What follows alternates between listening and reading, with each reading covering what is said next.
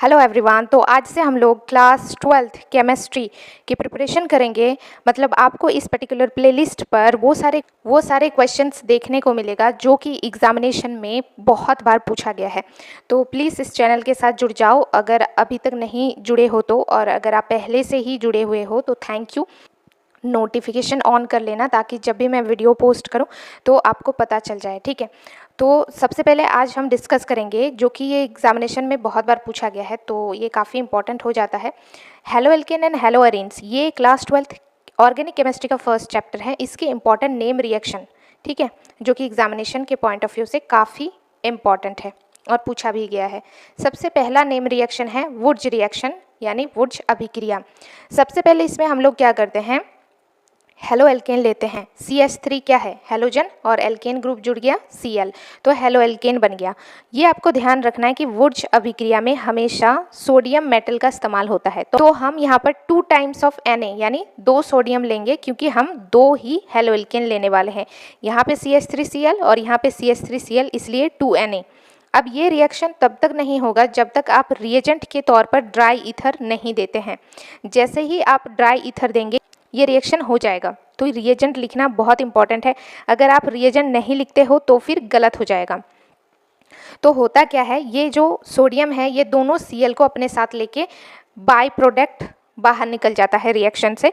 तो ये क्या होता है, CH3 और CH3 कनेक्ट हो जाता है और हमें +2 NaCl बाय प्रोडक्ट देखने को मिलता है।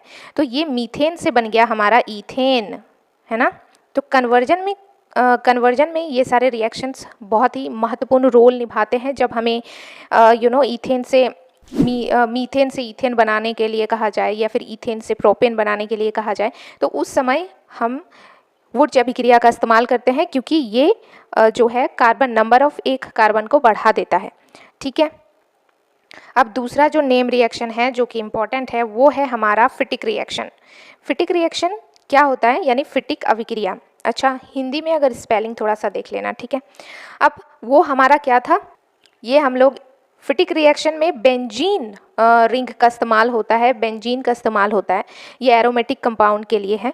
तो यहाँ पर बेंजीन पे लग गया Cl, यानी क्लोरोबेंजीन हमने 2 टाइम्स लिया। तो same 2 times of Na फिटिक reaction के लिए भी सोडियम मेटल का ही इस्तेमाल किया जाता है और as a reagent dry ether का ही इस्तेमाल करते हैं।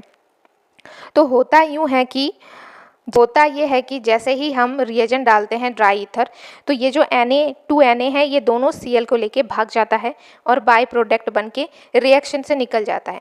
तो ये हमारा दोनों बेंजीन आपस में कनेक्ट हो जाते हैं और इसे कहते हैं बाइफिनाइल। आई होप आपको समझ में आया होगा। नेक्स्ट है हमारा वुड्स फिटिक रिएक्शन। सबसे पहले आपने देखा वुड्स रिएक्शन, उसके बाद आपने देखा फिटिक रिएक्शन। अब दोनों को कंबाइन करके एक रिएक्शन है, that is Wurtz Fittig reaction. तो 50% हम वुड्स रिएक्शन का इस्तेमाल करेंगे, 50% फिटिक। कैसे, जैसे वुड्स रिएक्शन में हमने हेलो एल्केन लिया था तो हमने यहाँ पर हेलो एल्केन लिया, लेकिन फिटिक रिएक्शन में हमने हेलो अरीन लिया था तो हेलो अरीन। बेंजीन को एक्चुअली अरीन कहा जाता है और चूंकि इसके ऊपर Cl है लगा हुआ जो कि हेलोजन ग्रुप है, तो इसे कहते हैं हेलो अरीन, ठीक है। मेटल सेम ही इस्तेमाल करेंगे, that is 2 times of sodium, और रिएजेंट भी सेम ड्राई ईथर। तो जैसे ही हम रिएजेंट देंगे होता ये है कि ये जो 2 Na है ये दोनों Cl को लेके भाग जाता है। तो बाय प्रोडक्ट के तौर पर +2 NaCl बाहर निकल जाता है और ये जो CH3 है, मिथाइल ग्रुप है ना, ये बेंजीन के ऊपर लग जाता है, यानी बेंजीन के ऊपर लग गया CH3 मिथाइल ग्रुप। तो इस स्ट्रक्चर को कहा जाता है टॉल्यूइन, जो कि काफ़ी इंपॉर्टेंट है। प्लीज़ आप इन तीनों रिएक्शंस को नोट कर लें। और 3 रिएक्शन है इस चैप्टर में इंपॉर्टेंट, तो वो मैं नेक्स्ट वीडियो में डिस्कस करूंगी। So if you like then please like, share and subscribe to this channel. Thank you for watching this video.